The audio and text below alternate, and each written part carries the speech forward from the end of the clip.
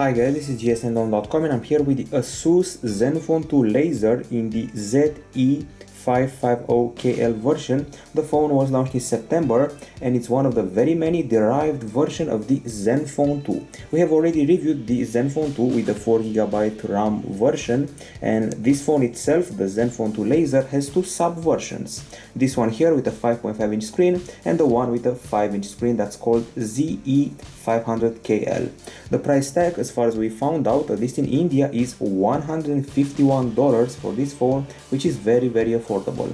It's positioned on the market as sort of an affordable camera phone thingy, considering it has a nice flash, powerful camera, and that laser focus thing. This is a prize winner, apparently won the IF Design Award 2015, so let's see what the design is about. First of all, you should know that the phone comes in black, white, silver, gold or red. We have the black version that's very prone to smudges.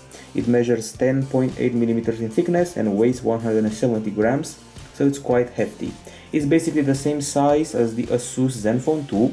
It's 15 grams heavier than the LG G4 that weighs 155 grams, and it's a bit thicker than the LG G4 that measured 9.8mm in thickness. Also thicker than the HTC One M9 that measured 9.6mm. I have to say, at least it's lighter than the HTC Desire 826 that weighs 183 grams, in spite of being a 5.5-incher like this one. We got a rubber-like back. It's actually soft touch plastic. As you can see, it's a bit curved and very prone to smudges. Every time you touch it with your fingers, you'll feel like you just ate a meal at KFC and had the grease all over the fingers, even though you don't have grease in real life. The edgemost side of the phone reaches 3.9mm in thickness, so as you can see, it goes from thinnest to thickest in this curve here. We got a solid frame keeping everything together, and this model kind of reminds me of the HTC Windows Phone 8X. If you remember, that phone had a nice design back in the day. This is quite a long handset, which means that one-hand usage isn't exactly boosted by it. Of course, I'm handling it well, but when it comes to pulling the drop-down area and then trying to reach the app drawer, it's quite a stretch. As you can see, it's a phablet after all. Now at the front side, we should be getting the status LED right about here, the earpiece, front camera, sensors in this area as well, 3 capacitive buttons right here below the screen, and we got a concentric circle pattern here, which is a bit of a trademark for ASUS. At the back, main camera, dual LED flash, laser autofocus, and the volume buttons with excellent feel and feedback, plus the speaker here. Now, in the unboxing, we had a hard time removing the back cover, but since then I have learned a trick or two, and by that I mean the way to remove it properly. Start your way to the top, and before you know it, it's removed. Below this plasticky cover, as you can see, it's plastic, and below it we find the battery. We find the speaker that's actually smaller than it seems. Big grill here, small speaker here. We got the SIM card slot and the microSD over it, and the other SIM card slot right here. Okay, so we put this back and go back to our review. At the top we find the power button, the audio jack, and a microphone. I have to say that the power button is not exactly very comfy to press, as you can see, and it's a bit clicky and doesn't offer excellent feedback. At the bottom, micro USB port and microphone right here. On the sides, absolutely nothing, because we have the volume button placed at the back. Okay, so the conclusion, this is a pretty sober and serious design, at least in the black version. It's a very comfy phone. The soft touch back feels like rubber totally, but that smudge thing may be annoying a bit, and the phone may be a bit thicker and heavier than one would expect, although it does not feel like a 170-gram heavy phone. At least it's comfy, and I have to say that you'll get used to it quite fast with the whole pressing volume buttons at the back thing. Now that we're done with the display, it's time to talk about the hardware. So what we're dealing with here is a device that offers a 5.5-inch screen, IPS LCD 720p with Gorilla Glass 4 protection. The CPU is an octa-core Snapdragon 615. There's also a secondary version of the phone that should have a Snapdragon 410. Anyway, we have the one with the Snapdragon 615, the Adreno 405 GPU, 2 GB of LPDDR3 RAM, and the storage versions, well, 16 GB available here on the device, 5 GB of ASUS web storage, and that microSD card slot that will expand the storage with up to 128 GB extra. At the front, a 5 megapixel shooter, while at the back there is a 13 megapixel camera right here, and on the connectivity side we'll get LTE with 150 Mbps download speed tops, Wi-Fi 802.11 BGN, Bluetooth 4.0, we got micro SIM card slots in case you're wondering, and 4G works on both of them but not simultaneously, only one at a time. We also have micro USB 2.0 and of course GPS. The sensors that ASUS has included here are G sensor, E-compass, gyroscope, proximity sensor, light sensor and Hall sensor. Now it's time to talk about the battery, and since we're going to talk about the battery, it's a 3000 mAh lithium polymer unit, basically the same as the one of the ZenFone 2 slim capacity. Meanwhile, there are other phablets out there with more impressive batteries like the Huawei Honor 6 Plus that had a 3600 mAh battery and was also slimmer at the same time. Okay, so we did test the battery and let's see the result that came out. First, we did a HD video playback test. We played the video in a loop with brightness at 50% and Wi-Fi on, and achieved a hugely impressive time of 11 hours and basically 11 minutes. We beat the Huawei Honor 6 Plus with its 9 hours and 12 minutes, the Samsung Galaxy S6 Edge Plus with its 11 hours and 9 minutes, the Galaxy S5 with its 11 hours and 4 minutes, and the Sony Xperia Z3 with its 11 hours.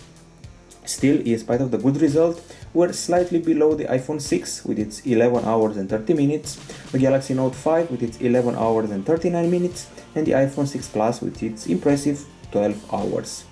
The other benchmark test of the battery is PC Mark that simulates continuous usage.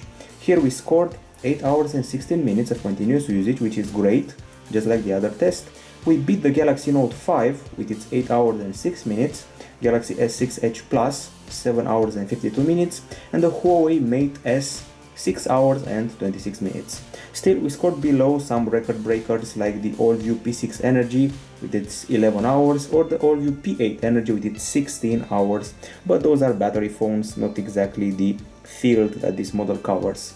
The charging takes 3 hours and 24 minutes, which is long for a phone, but it's well worth it. At least we charge faster than the Xperia Z3, that is 3 hours and a half, or the Xperia E4, that is almost 4 hours.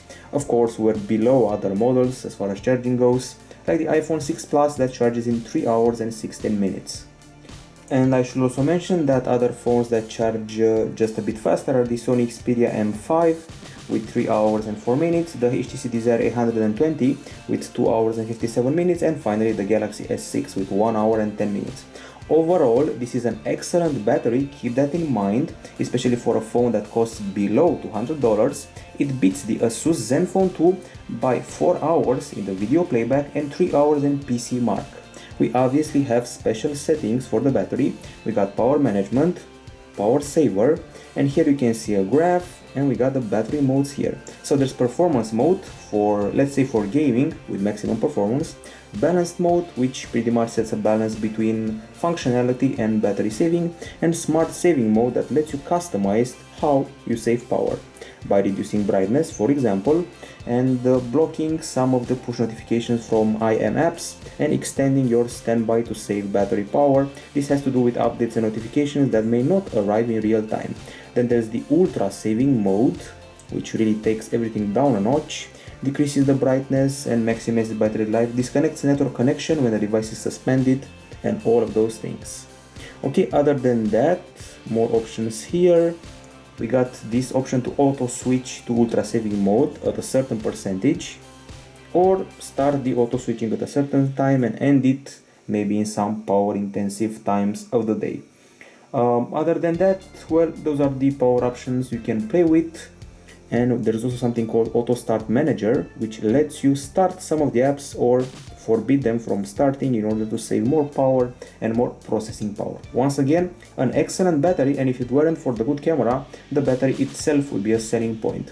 Now, as far as the acoustics go, you already saw the speaker, it's actually smaller than this grill. This phone uses Sonic Master technology, and It has a sound chamber that's 25% larger than before according to ASUS, 5 magnet construction and metal voice coil. Once again, that's on the official website for this phone. And the player, if you've seen a ZenFone before, you know what to expect. A very minimalistic music player that looks like this. You can change the theme if you want to. Options here include a sleep timer and settings. The color of the thing can be changed, as I said before. We got the equalizer where you can fine-tune acoustics with a very nice disco-like vibe. We got volume, bass and treble, dialogue enhancement for the movies, which is good, and an equalizer with 5 channels to play with. You can also select your equalizer, either Audio Wizard from ASUS or the Android equalizer as the stock one. Streaming options available as well, and now it's time to actually listen to a tune, or maybe 2, or maybe 3.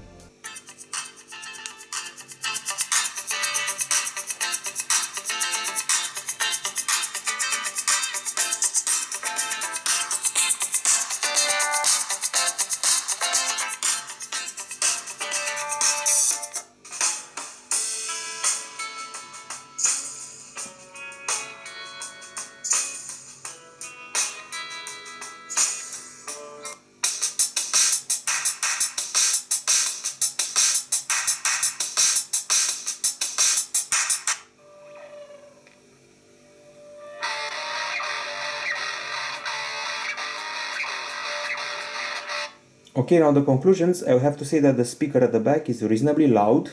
There is no muffling when you place it on a flat surface.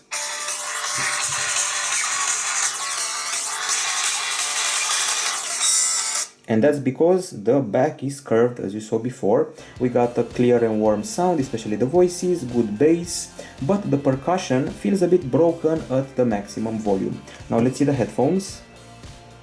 First of all, we got a very long wire, maybe a bit longer than usual, not exactly a bad thing.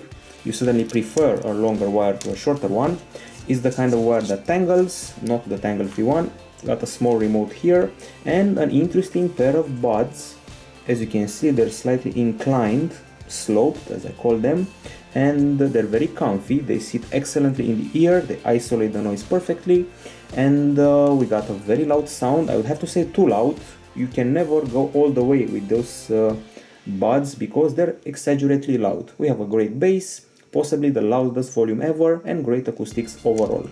I would have to say they even beat the Apple EarPods, although that may seem like sacrilege for some people.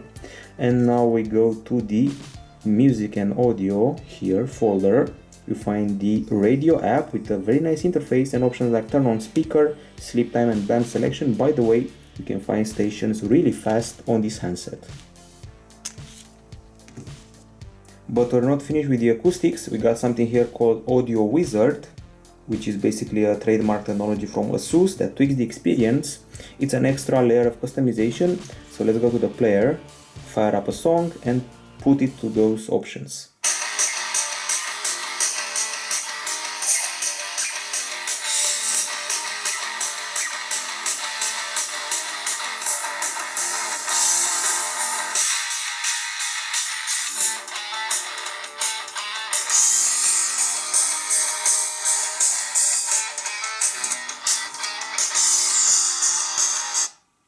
Okay, so you just saw the differences with or without it and with all of these options.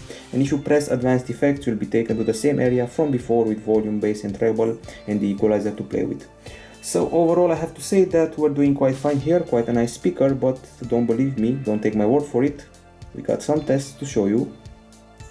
And those tests involve a decibel meter that showed us 85 decibels at the back and 82.8 decibels at the front.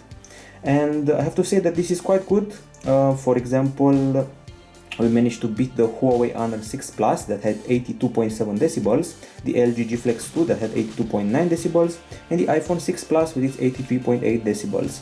We got beaten by the ASUS ZenFone 2 that reached up to 89.1 decibels, and also by the OnePlus One with its impressive 90.5 decibels. However, the acoustics remain quite good. Beating the iPhone 6 Plus is certainly a good result. Now it's time to talk about the screen. This one is a 5.5 incher IPS LCD, 1280 over 720 pixels, Gorilla Glass 4 protection, so very resilient to scratches. And this model has a 72% screen to body ratio and a 178-degree view angle.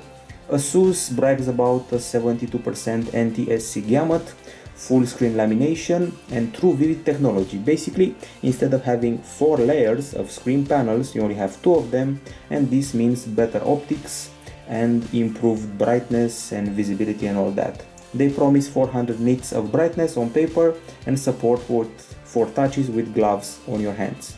Now, to play a video, you're going to use the gallery app because there's no video player here.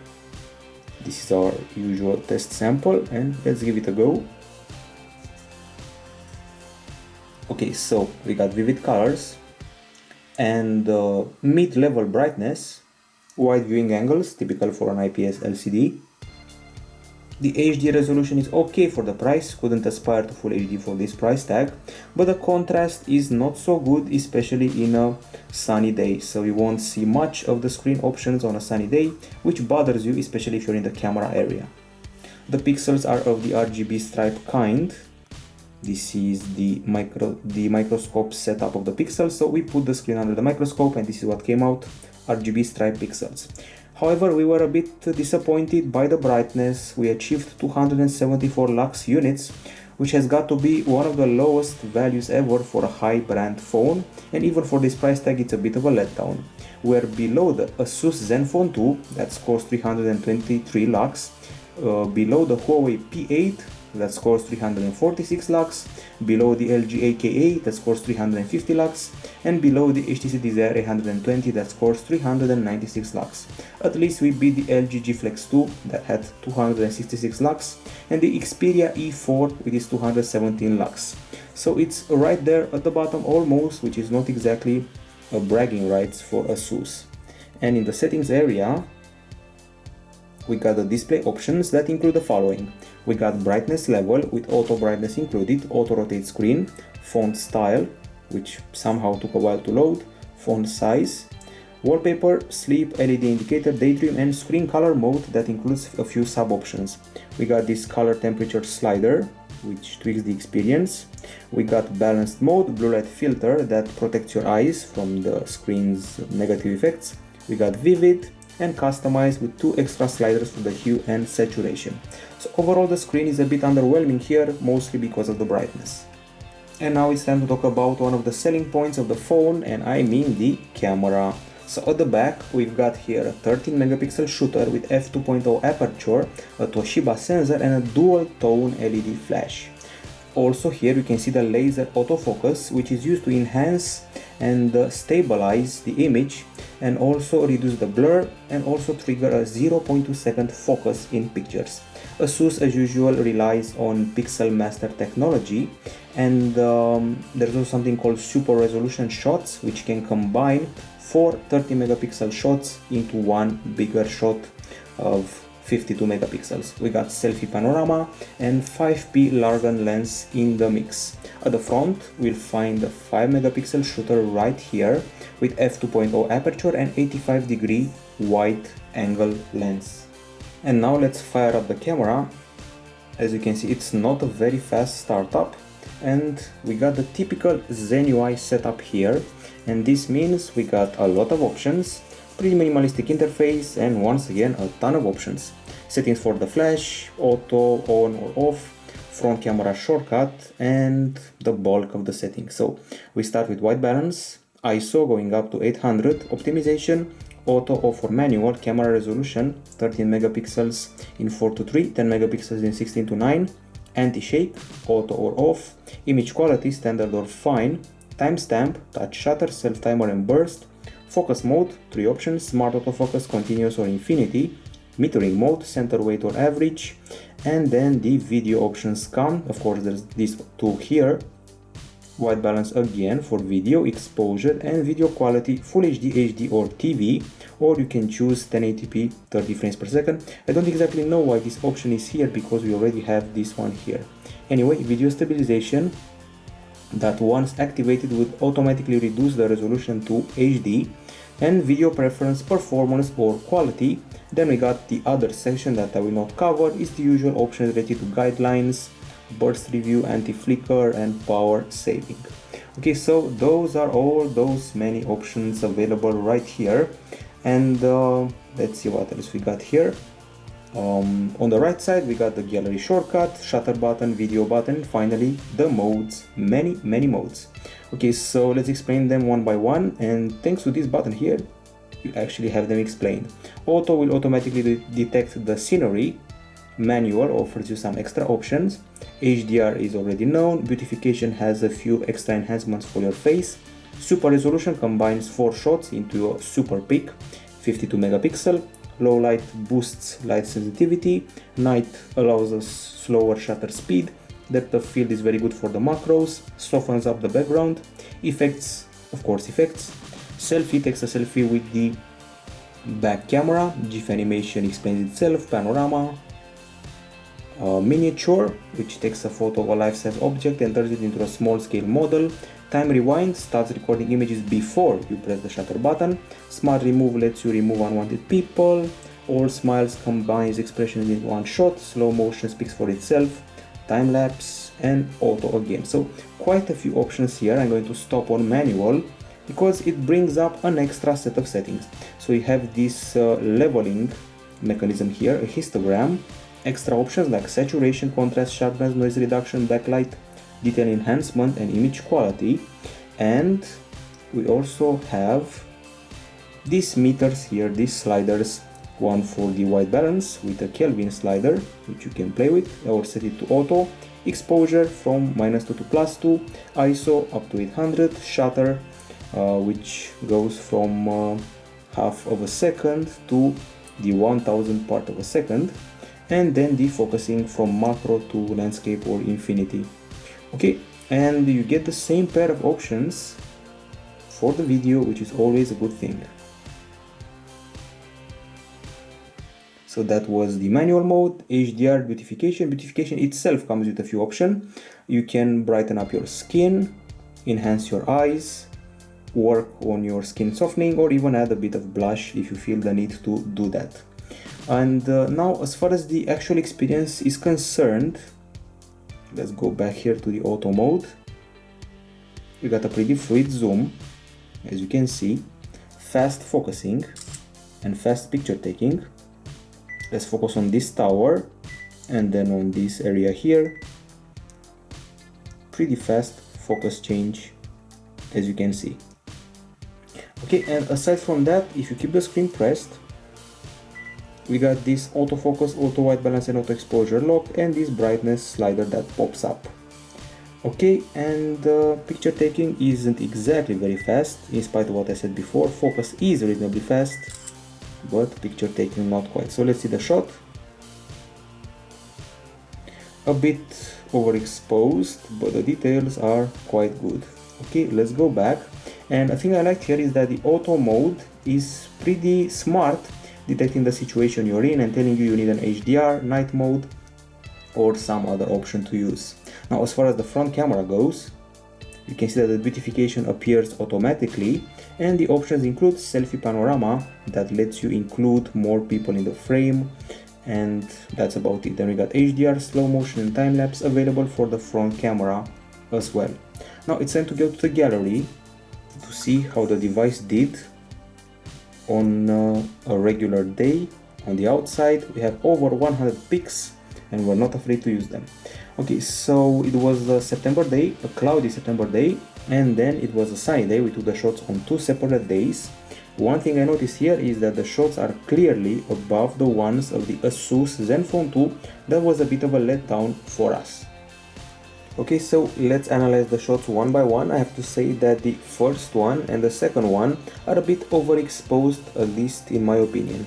Okay, then we're starting to get some shots with some really realistic and good colors, and I noticed that in landscape mode the trees, or better said the leaves of the trees, are rather blurry. This phone does better with the shade and with the close-up, not with the sun and with the landscape shots. However, excellent texture here and excellent close-ups of this fruit with a huge amount of detail, as you can well see. Okay, and one more close-up and playing with the focus, blurry in the background and very clear in the foreground. Excellent texture again. And now in this picture right here, you will notice that while the front area, or better said the foreground, is well lit and pretty clear, the background leaves are slightly blurry. So yet again, in some shots there is a problem with overexposure and some blur in the background. Once again, good white balance and good exposure in the shade, not in the full sun. Good bark texture here. And realistic and pretty vivid colors of those people in the park and their clothes. In some landscape shots, however, the quality is quite good and the level of detail is also pretty good. And once again, the key word here to remember is texture. Few phones are able to capture the texture of objects close by as good as the ZenFone 2 laser. This is probably the best shot taken with this handset. It's pretty standard, a leaf in the rain, but it's more than that thanks to this phone. Okay, even more shots, excellent greens, very nice blues, and again, this is one of those not so good shots where the leaves of the trees are blurry. This is an example of zooming in. While on the phone it may seem like a good shot, on the PC you'll see that it's clearly pretty blurred. More close-ups and more things here. Subject in motion caught pretty well. And a picture in the shade with nice architectural details. Very nice green with those pigeons here.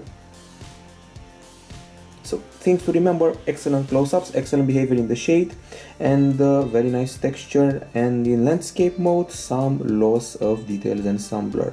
Indoor shots, and now it's time to go to another portion of the gallery. Here you have a regular shot and the same shot with HDR that highlights the details a bit more and deals with any light problem that the predecessor had. Okay, and there are three versions of this capture. So version number 1, a bit overexposed, version with HDR, everything is more realistic, and the super resolution version, the one that takes 4 8 megapixel shots and turns them into one big 32 megapixel shot. You can clearly see that we're enhancing the details a lot, and this is a 32 megapixel capture. Okay, yet another impressive close-up. Thanks to the depth of field option, you can really see the bug in the flower, and the background is blurred in a nice way. The selfie, well, it was a bit of a letdown. You're seeing my face here that's very yellow, and there may be two causes for that. Either the phone made it yellow, or it was the golden hour, it was the sunset, and things become golden at that time. The background is quite good for a selfie, a problem for most selfie cameras, and the texture of the skin is a bit unrealistic and unhuman, so to say. Several more shots here, an indoor shot with a portion that feels slightly blurred. Okay, the conclusions here to remember are: this model is above the quality of the HTC Desire 820. They're competing in the same area because they have a similar format, similar processor and similar camera. You cannot help but compare them. Anyway, it beats the HTC Desire 820. It also surpasses the ZenFone 2 in quality. It's somewhere in between Huawei Honor 6 and Honor 6 Plus if you really want a comparison. Its main point is the focus, of course, thanks to this laser mechanism in here. Now at night, let's see what happens here. Pretty good flash and good colors. However, without a flash, things get disappointing, very yellowish and pretty blurry at some times. The light halos are quite big, and not even the night mode and low light mode can save this camera during the night time. Of course, if you're using night mode or low light, the image becomes clearer, but it's still grainy and a bit blurry. With the flash on, things are much better as shown here, and the flash is so powerful that it allows you to take landscape shots, so you can even take shots like this one, and you'll see the light of the flash in the distance glowing. But once you ditch the flash, not so impressive anymore. Okay, so I'm not impressed by the nighttime capture, and the selfie I would call so-so, so we remain with the good focus and excellent close-ups, plus the texture. Now as far as the videos go, we have this area here, and let's take them one by one. I have to mention first that those were taken in MP4 format, Full HD 20 frames per second and a huge bitrate. Usually all the phones I test have around, let's say, 10 or 15 mega per second. Well, this one 20 mega per second bitrate, which will show in the images. So here we go, video number 1. Open with video player always. So Full HD MP4 with OK acoustics, good colors and focusing. A bit shaky, which is the thing that I noticed in all video captures. And when zooming in, the quality remains quite good. But you can see the shake and the lack of stabilization. Pretty much the same scenery. This time the tram is coming. Once again shaky, once again good acoustics, good focus and good zooming in. We proceed then to another area, a very crowded space, lots of cars. The microphone handles it. A sudden exposure change that it's handled reasonably well, I would say. Still shaky, good colors, good clarity, and a very good quality when zooming in the shots. And finally, this video right here. It's a slow motion one and it looks quite fine, in case you're into that. Of course it's HD, it's not Full HD. We also did some nighttime videos like this one here that involves a cat. You may not see much of it, it was full nighttime and you can see the cat's glowing eyes. It was a very dark area and it's a bit yellowish because of the street lights, not very impressive. Overall, the whole nighttime video capture was not impressive, but the fact that I liked here is that the bitrate remained unchanged. Some phones tend to drop their bitrate a lot when filming at night, this one doesn't. We're filming here without a flash, the colors are, let's say, decent, and the level of detail is also reasonable, but not more than that. Okay, now the game will change a bit. This time we're using the flash and you'll feel it. Good colors again, a clearer image, good lighting, and the shaky aspect of the videos remain. So maybe the next model will have a little bit extra stabilization from ASUS. Overall, I have to say that the video aspect still beats the ASUS ZenFone 2 and also beats the HTC Desire 820 and even the Huawei Honor 6. I actually went back to that review, looked at its videos and found these ones to be more impressive, particularly the daytime ones. Too bad for the shaky thing and a very nice bitrate to remember here. Now as far as the photos are concerned, having photos means you can also edit them. Choose this one here, and aside from editing you have two extra options here. This one will create sort of a summing up video for you using the Mini Movie app. You take your shots, you add some music theme and some effects and a text, then you have a summed up vacation or special event, or you can create a collage with the same concept. The options are pretty straightforward, available in the gallery.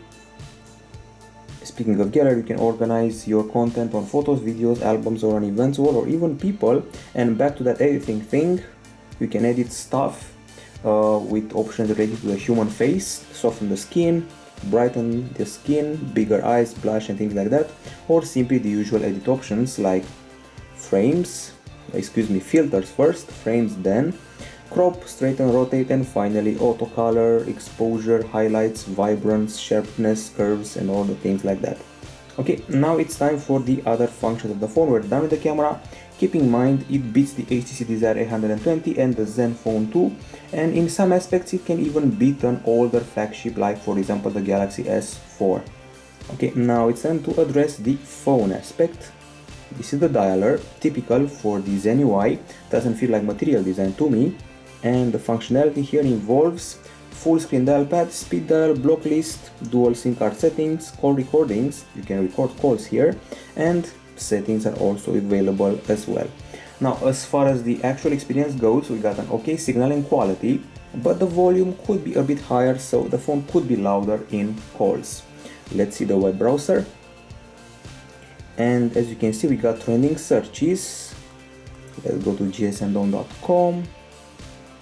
Not the fastest browser in the world, I would say reasonable speed, pretty fluid scrolling around, and as far as the virtual keyboard goes, it's pretty generous and well spaced, has a numeric row, voice command, a ton of settings available here, like enabling trace input, flick input, personal dictionary, and I'm guessing trace input is some sort of swipe, which it actually is, and then you can also choose, for example, the themes of your keyboard. Should be an option here for the themes, and you can apply any one of those. Okay, so comfy input and a reasonably fast browser are checked here.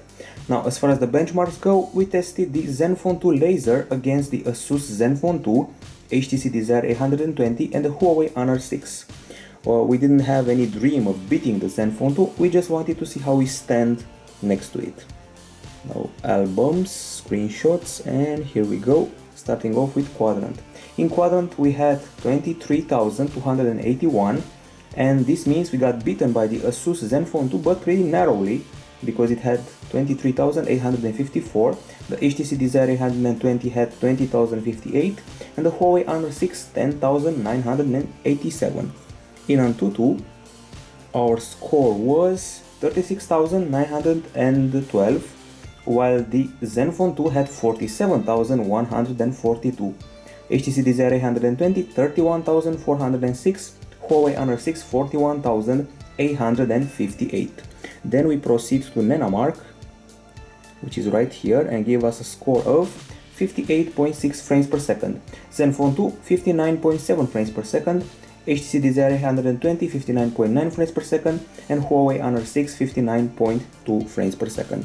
In Velamo,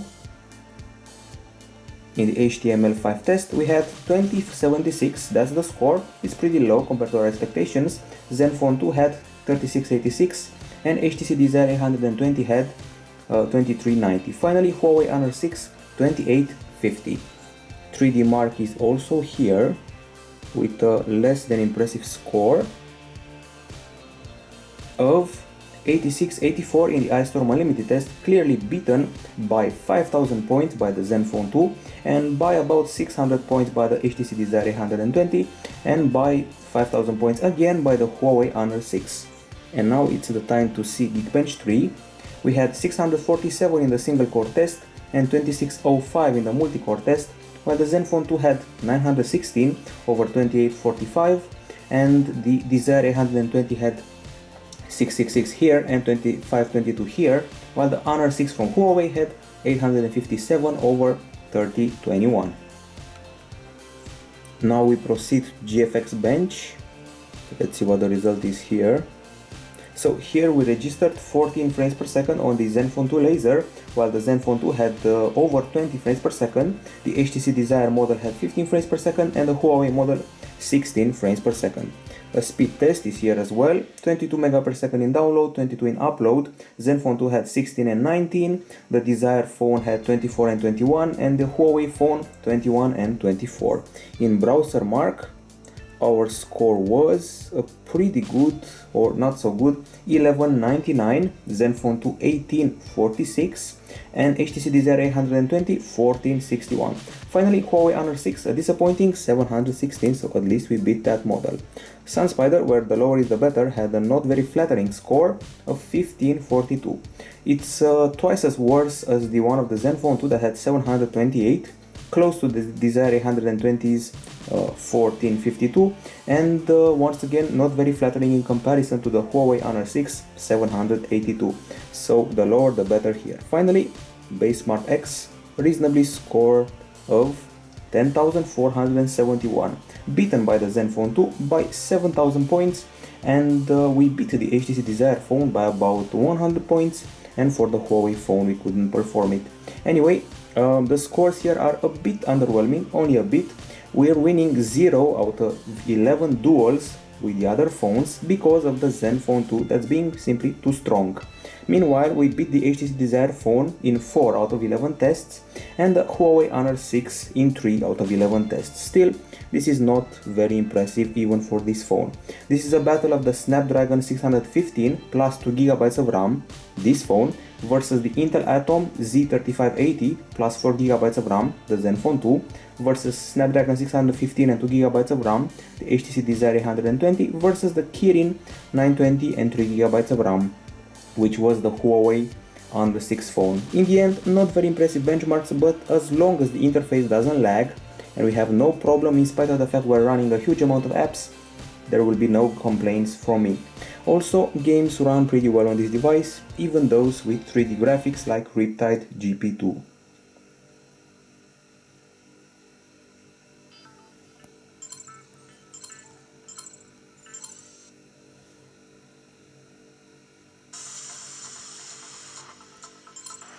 Nice water, good reflections, good lighting, and a pretty good speed sensation.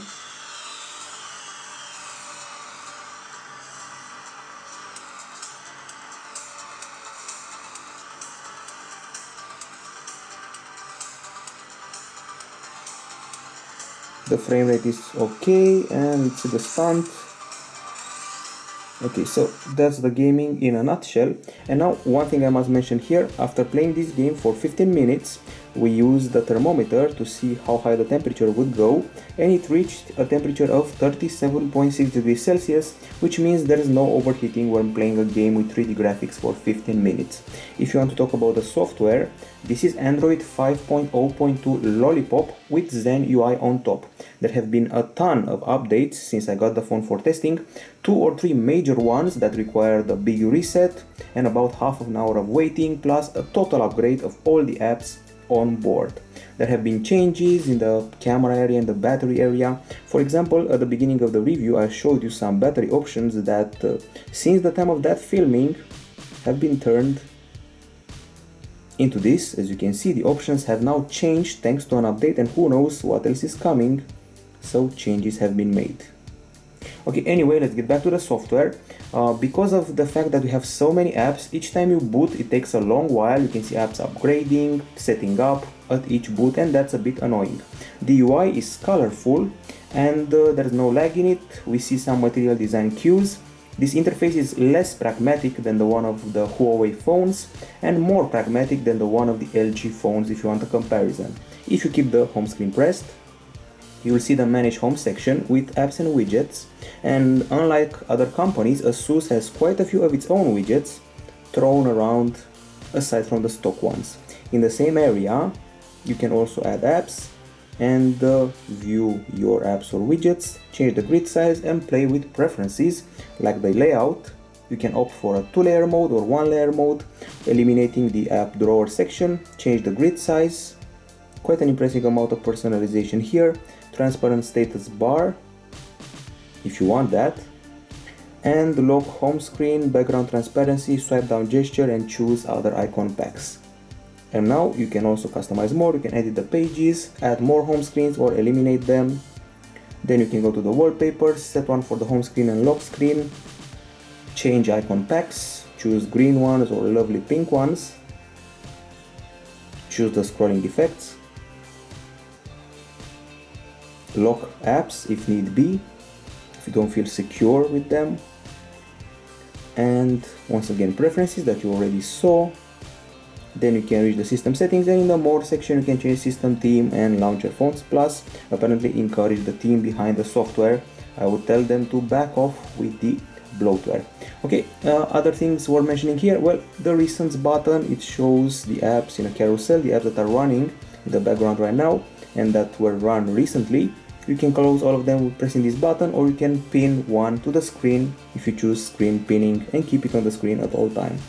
Other than that, we go to the drop down area that has a 2-tier approach. First tier, notifications and things like that. Second tier, quick settings with big bubbles and the slider for the brightness. In the settings area, there's nothing fascinating, a few interesting options here and there, dual SIM card settings and call settings, and you have VPN if you want to. We got Zen Motion with the usual touch gestures like double tap to wake or drawing a letter on the lock screen to trigger an app. Let's see how we handle this. Draw a W, and this means web browser. Quite fast, I have to say. Okay, we're not done with the settings. Zen Motion also includes a one-hand mode if you feel that the screen is too big. I don't, anyway. we have a do not disturb area with exceptions and schedule, ASUS cover options. So if you have this accessory, these options are welcome, and that small little window is included.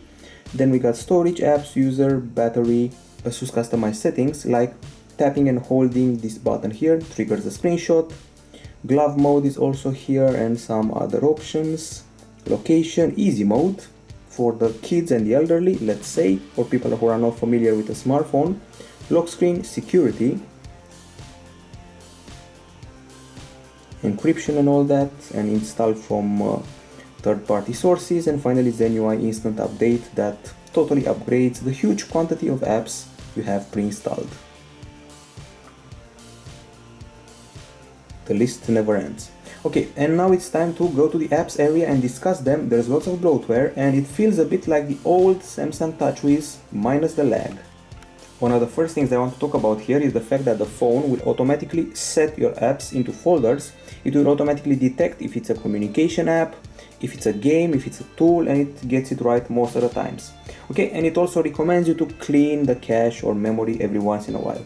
Now let's go to the actual list. Be prepared, it's a huge amount of apps. We got Clean Master, Dr. Safety, Amazon Kindle, an app I don't know, Easy Table, KK Box, Free Games, TripAdvisor, Dr. Eye Trial.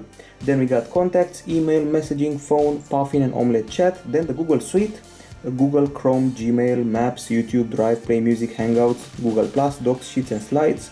And then we got Music, FM radio and music.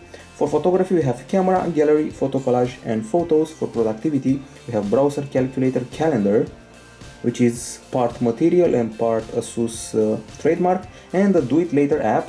Here you can add tasks for the short run, so if you're in the browser you can save a page to read later. If you get a phone call you can save to read it later. If you get text, the same, and this will gather all of those do later things, sort them out, sync them to an account and keep them at hand. Then we got Flashlight, ShareLink, which allows you to transfer files to a nearby device or PC. And then What's Next, which is basically a timeline. It's more of an ample do it later. It includes the weather, VIP contacts and coming up appointments. Then web storage and Dropbox that we installed, some shopping apps, and then the motherload, the tools. ASUS Support, Audio Wizard, Auto Start Manager, which allows you to see which apps are allowed to auto start. Backup, Clock, File Manager, Mirror, PC Link, Quick Memo, which as the name says allows you to take a quick memo and play with it for a bit. Remote Link, Setup Wizard, Sound Recorder, Splendid, Super Note. That's very fast, becoming a very solid Samsung S Note rival, and I do mean it. You choose your template, like Super Note Memo. Then you can insert a photo, picture file, text image, audio file, record audio, take video, timestamp, stamp or shape, and enjoy all of these pens and tips. Once again, is becoming a S Note rival, so Samsung beware. Okay, then we got System Update, Data Transfer, Downloads, Play Store, Settings, Voice Search, and ASUS Mobile Manager that came with the latest update. It includes a virus scanner, by the way. Kids Mode, as the name says, you'll input a password and only let the little ones access certain apps. Live Water is a wallpaper, mini movie already saw, My ASUS, Themes, Weather, Gaming, Social by Zen Circle and Zen Talk, Zenio, Street View, Games, Play Games, and a Razer ruler that feels interesting in that it can calculate the distance to an object. So for example, if I activate it and I put my finger in front of it and then I press this button here, it's 17 centimeters till my finger, so that's it, that's the distance. Okay, so basically this is the review of the ASUS ZenFone 2 Laser. We're done with the software, quite a bit of bloatware here, and now it's time for the pros and cons. On the pro side, I have to mention the price, which is very affordable, $151, at least that's the price we saw on the Indian market. Good grip and good handling of the phone, even with a single hand, maybe for those with longer fingers. Great battery, and I do mean that, surpassing 10 hours is no small feat. Nice headphones, which is a feature that some people neglect, I don't. Good acoustics in the speaker area too. Good photo close-ups and nice focusing, both in video and photo. High bitrate video capture and an okay performance in spite of the benchmarks. Now on the con side we have a bit more. We got the bloatware, the long boot, the ton of updates, the back, which is a big grease magnet, feels like you're eating at KFC all day long. So grease magnet, the lid is hard to remove. The screen has a low brightness. Even for this low price, the brightness is low. We got blurred backgrounds in landscape shots, shaky videos, the selfie is so-so, and the benchmark were not so impressive. Overall, we're going to give this phone an 8 for design, an 8.7 for hardware, it loses points here because of the display, and finally an 8 for OS and UI. We really felt the need to penalize ASUS for the so many apps, so many bloatware, so much bloatware on the phone. And finally a 4th grade, 10 for the price. So 8 for design, 8.7 hardware, 8 for OS and UI, and a 10 for the price. Very affordable device in the end. The final grade is 8.67 out of 10 here at gsmdom.com, and this is being promoted as sort of an affordable camera phone, but it's more like a blogger phone, an entry-level blogger phone. It's good for close-ups, for your Facebook pictures. It beats the ZenFone 2 in the camera area, and it also beats the HTC Desire 120. However, if you really want a camera phone from ASUS, there's the ZenFone Zoom, but you have to spend much more on it. The poor screen and the software are dragging the experience down. However, this is a very good battery phone, so to say, so a very good battery, very good close-ups and high bitrate videos. That's what a blogger or a food blogger wants. So food bloggers will love this phone because of close-ups, big battery and high bitrate videos. 8.67 out of 10 from gsm1.com. Bye bye.